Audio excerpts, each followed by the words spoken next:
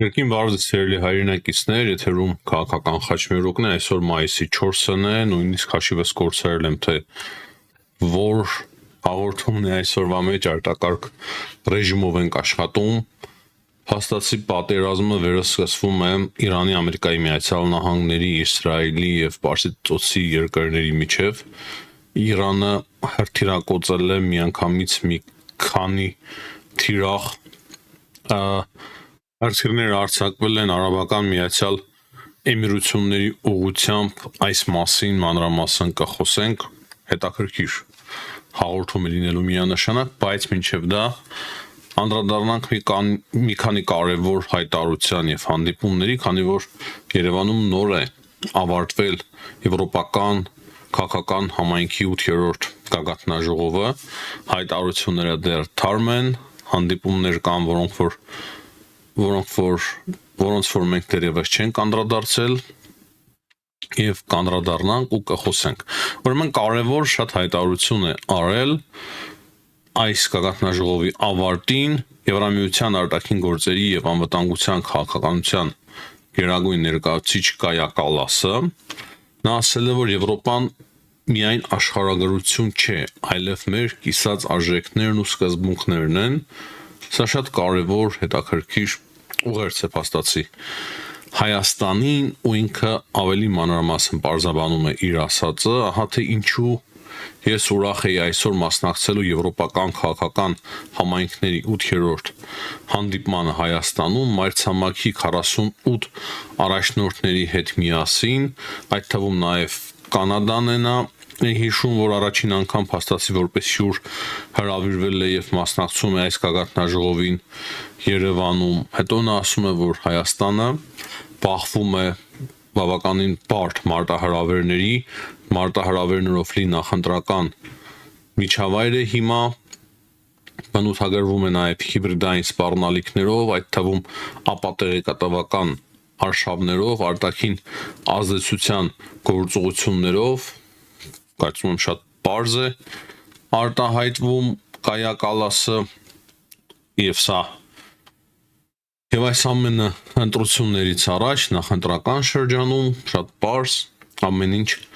իր տեղին ասում է Կայա Կալասը եւ նա նաեւ ասում է այն, որ հիմնական խումբը արդեն Հայաստանում է աջակցության եւ համակարգելու համար այս հիբրիդային սպառնալիքների դեմ պայքարը։ Նա նաեւ նշում է, որ անցած տարվա ընթացքում Եվրամիության եւ Հայաստանի գործընկերությունը խորացել է աննախադեպ տեմպերով։ Մենք էլ այս հարցերը անընդհատ ձեզ հետ միասին սիրելի հայրենակիցներ լուսաբանել ենք եւ ես կարծում եմ, որ մենք կարող ենք այստեղից նույնպես հաստատել, որ մեր ասած յուրաքանչյուր խոսք ճշգրիտ էր եւ յուրաքանչյուր վերլուծություն նույնպես Եվրոպայի մասով ճշգրիտ էր։ Եվ Կայա Կալասը նաեւ ասում է այն, որ իրենք մեծ ներդրում են կատարում երկրի դիմակայունության մեջ եւ աջակցում են առաջիկա ընտրություններին։ Եվ վերջում նա ասում է, որ չնայած որ եվրոպական քաղաքական համայնքի գագաթնաժողովը ավարտվել է, բայց իրենք շարունակում են արդեն մնալ Երևանում եւ անցկացնելու են Հայաստան-Եվրամիություն առաջին գագաթնաժողովը։ Քիչ առաջ նաեւ տեղեկացանք, որ Նիկոլ Փաշինյանը, Արարատ Միրզոյանը հյուրերի հետ միասին, այսինքն Ուրսուլա ֆոն դեր Լյայնի, Կայա Կալասի, Կոշտայի հետ շրջել են կարևոր պատմամշակութային վայրերով, ծանոթացել են Կարմիր կամրջին, դեռ կարծում եմ շատ նորանոր կադրեր եւ տեղեկություններ կտեսնենք, իսկ վաղը արդեն սկսվում է Հայաստան Եվրամիություն առաջին գագաթնաժողովը եւ ասեմ այն, որ շատ կարեւոր էր, որ առանց որևիցե լուրջ չոր խնդրի աշխարհում եւ տարածաշրջանում առանց որևիցե ֆորս մաժորային լուրջ իրավիճակի շատ լավ է որ ավարտվեց այս գագաթնաժողովը, վաղը կրկին կարևոր գագաթնաժողով ունենք, բայց չեմ կարծում, որ որևիցե վտանգ սպառնում է այդ գագաթնաժողովին եւ Մակրոնի պետական այցին։ Կարևոր է նշել, որ անցած արդեն գագաթնաժողովի շրջանակներում Հայաստանի վարչապետ Նիկոլ Փաշինյանը հանդիպել է Թուրքիայի փոխնախագահ Ջևդետ Հիլմազի հետ եւ փաստացի փաստաթուղթ է ստորագրվել այդ պատմական կամրջի վերանորոգման համար, այսինքն դատարկ տեղը Թուրքիայի փոխնախագահը հայտարարություն չէր անում, վերջապես այդ փաստաթուղթը ստորագրվեց։ Դրանից բացի Թուրքիայի փոխնախագահը հայտարարել է, որ Փաշինյանի հետ քննարկել են երկկողմ հարաբերությունները, Հայաստան-Թուրքիա հարաբերությունները, ինչպես նաև քննարկել են այն քայլերը, որոնք որ պետք է իրականացվեն, որպիսի տրանսպորտային, աղմանային, անցակետային, նաև էներգետիկ հարցերը կարգավորվեն, ինչպես նաև զարգանան էներգետիկ, թվային եւ ենթակառուցվածքային կապերը։ Եվ դրանից բացի ինքը գոհունակություն է հայտնել, որ Հայաստանի եւ Թուրքիայի միջև շատ կարեւոր քայլեր են իրականացվում եւ այդ քայլերի հիման վրա կոնկրետ արդեն արդյունքներ են գրանցվում։ Կարևոր է կարծում եմ նաեւ նշել այն, որ Մակրոնը, Ֆրանսիայի նախագահ Էմանուել Մակրոնը Գագաթնաժողովի ավարտին լրագրողների առջև մեկ անգամ եւս կրկնել է մոտավորապես այն, ինչ որ ասաց Գագաթնաժողովի բացման ժամանակ։ Նա ասում է, որ 8 տարի առաջ շատերը Հայաստանը համարում էին Ռուսաստանից մեծապես կախված երկիր, որի անվտանգության որոշումները լիովին Ռուսաստանի ձեռքերում էին։ Եվ որի առաջնորդները հաճախ մեղմ ասած Ռուսաստանի ազդեցության տակ էին։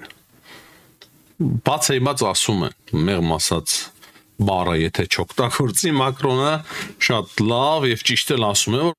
որի առաջնորդները հաճախ Ռուսաստանի ազդեցության տակ էին։ Ճիշտ է ասում, փաստացի։ Բայց հետո ինքը ավելացնում է, որ վարչապետ Փաշինյանի կողմից նախաձեռնված Թավշյա հեղափոխությունից ի վեր վերջին տարիներին նրա կողմից իրականացված քաղաքականության շնորհիվ խաղաղությամբ նա կառուցում է շրջադարձ դեպի Եվրոպա, կատարում է նաև իր վրա է վերցրել նաև Եվրոպայի հանդեպ կարևոր պարտավորություններ եւ մենք ասում է Մակրոնը մուտք ենք գործում նոր դարաշրջան։ Կարծում եմ շատ պարզից պարզ արտահայտվում է Մակրոնը, որ 8 տարի առաջ լրիվ այլ երկիր էր Հայաստանը, գաղութ էր ռուսական, գուբերնիա էր ռուսական, անկախ ղեկավարներ չուներ, նրանք բոլոր իմաստներով Ռուսաստանի ազդեցության տակ էին, անվտանգության առումով ավելի շատ, քան երբևէ, եւ մենք տեսանք ինչ եղավ, դա չի ասում Մակրոնը, երևի մի փոքր մեղքը տալիս է լրագրողներին, որ շատ ասի, բայց կարևոր արձանագրում է նա անում, որ ամեն ինչ փոխվեց հեղափոխությունից հետո եւ հատկապես վերջին տարիներին։ Հիմա սիրելի հայրենակիցներ, առաջարկում եմ խոսել Իրանից։ Ուրեմն, մեր նախորդ հաղորդումների մեջ ես ասացի, որ իրավիճակը շատ կտրուկ լարվեց Պարսից ծոցում, հատկապես Հորմուզի նեղուցում։ Իրանի առաջարկները Ամերիկայի Միացյալ Նահանգները չընդունեց եւ սկսեց նոր հումանիտար օպերացիա, որով որ փաստացի խցանված նավերին օգնության էր հասնելու Ամերիկայի Միացյալ Նահանգները, դուրս էր բերվելու այդ բոլոր նավերի անձնակազմները, դուրս էին փորձելու բերել նաեւ այդ նավերը, որոնք որ երկար շաբաթներ է խցանվել են Հորմուզի նեղուցում, դա դուր չեկավ Իրանին, Իրանը կրակված էր Ամերիկայի Միացյալ Նահանգների նավերի ուղղությամբ, որից հետո արդեն մենք տեսնում ենք, որ Իրանը դրանով չբավարարվեց եւ Արաբական Միացյալ Էմիրությունների Ֆուջեյրա կամ Ջեբել Ալի նավահանգիստների ուղղությամբ հրթիռներ արձակեց։ Նախորդ հաղորդման ընթացքում ես հստակ նշեցի, որ վերջին կարևոր տեղեկություններով մենք տեղեկություններ ունենք, որ Դուբայի ուղղությամբ ինչ որ հրթիռներ են արձակվում։ Եվ հիմա արդեն Թասնիմ գործակալության տվյալներով Արաբական Էմիրությունները հայտնում են, որ իրենց հոբ համակարգերը կարողացել են խոցել 3 հրթիռ, բայց մեկ հրթիռ ինչ որ հասել է այնուամենայնիվ տեղ, չնայած կան տեղեկություններ, որ այն ընկել է ուղղակի ջրերում ծովում խորտակվել է, այսինքն ծովն է ընկել, բայց կան նաև ուրիշ տվյալներ, որ Ֆուջերայի նավահանգստի գոտում հրդեհ է բեռնկվել, այսինքն այնուամենայնիվ կան տվյալներ, որ այդ հրթիռներից մեկը հասել է տեղ։ Դրանց բացի քիչ հետո մենք տեղեկացանք այն մասին, որ կրկին Թասնիմ գործակալությունից տագնապների ազդանշաններ են հնչում Դուբայում եւ Աբու Դաբիում։ Հետո մենք տեղեկացանք այն մասին, որ 36 միլ հեռավորության վրա Դուբայից արդեն մեկ տանկեր է հրդեհվել։ Եվ այդ մեծ նավը, տանկերը հարավային Կորեայի տանկեր է։ Նույնպես նկարը կա սոցիալական ցանցերում։ Եվ կարևոր մեկ տեղեկություն նույնպես 3 Հնդկաստանի քաղաքացիներ այդ իրանական հարձակման պատճառով վիրավորվել են։ Դրանից հետո CNN-ը իր աղբյուրների վրա հիմնվելով հաղորդում է այն մասին, որ Արաբական Միացյալ Էմիրությունները սպասում են, որ Ամերիկայի Միացյալ Նահանգները եւ Իսրայելը 24 ժամվա ընթացքում հարվածներ կհասցնեն Իրանին։ Կարևորը այն է, որ Իրանը սկսել է հերքել, որ ինքը հարձակվել է Պարսից ծոցի երկրների վրա, Արաբական Միացյալ Էմիրությունների վրա։ Եվ իրենց պետական հեռուստաընկերությունը պաշտոնապես հայտարարում է, որ Իրանը չի հարձակում գործել Արաբական Էմիրությունների վրա։ Բայց Թրամփը արդեն հասցրեց հայտարարություններով հանդես գալ, ծանոթանալով իրավիճակին եւ ասում է, որ հիմա Իրանը ամենամեծ իր սխալը գործեց իր պատմության մեջ, այսինքն ամենամեծ սխալը գործեց իր պատմության մեջ, Իրանը կջնջվի աշխարհի երեսին, հայտարարում է Fox News-ի եթերում Դոնալդ Թրամփը, եթե հարձակվի մեր նավերի վրա։ Դե Թրամփը անգամ է սպառնացել Իրանին, որ մի քանի օր առաջ էլ 3 օր էր տվել, բայց արդեն 5 օրից ավել է անցել։ Եվ կրկին Fox News-ի եթերում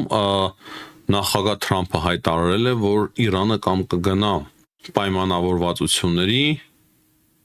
կամ ռազմական գործողությունները կվերսկսվեն։ Եվ կարևոր տեղեկություն նաև ունենք, Բահրեյնի, Քուվեյթի, Քաթարի զինված ուժերը բերվել են լիակատար մարտական պատրաստվածության, համապատասխանաբար նաև արտգործ նախարարությունների արդեն հայտարարությունը կա, որ իրենք պատրաստ են ցանկացած միջոց ձեռնարկելու, նույնիսկ այնտեղ ակնարկ կար, որ կարող է պատասխանեն Իրանի գործողություններին ռազմական ուժ կիրառելով։ Եվ ամենավերջին տեղեկությունները նաև հայտնեմ սիրելի հայրենակիցներ, Թրամփը կոչ արեց Հարավային Կորեային նույնպես միանալ այս ռազմական գործողություններին, հաշվի առնելով, որ իրենց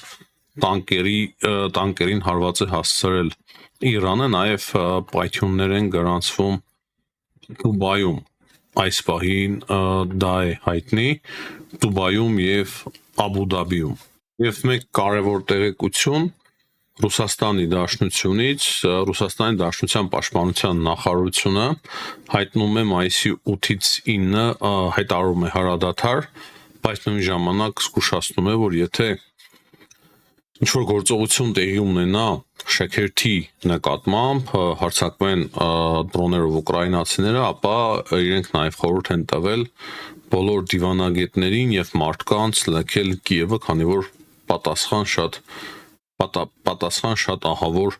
հարված են իրականացնելու Կիևի ուղղությամբ։ Մոտավորապես այդպիսի հաղորդագրությունով է հանդես եկել Ռուսաստանի Պաշտպանության նախարարությունը։ Եթե ավելի կոնկրետ լինենք, իրենք հայտնում են, որ եթե Ուկրաինան փորձի իրականացնել հաղթանակի օրվա տոնակատարությունները խափանելու ծրագիր, Ռուսաստանի զինված ուժերը կհարվածեն Կիևի կենտրոնին, այսինքն սպառնում են, համ հրադադար են հայտարարում, հույս ունալով, որ Ուկրաինան կմիանա հրադադարին, համ էլ սպառնում են փաստացի, եւ սա Զելենսկիի Երևանում արված հայտարարությունից հետո, որտեղ որ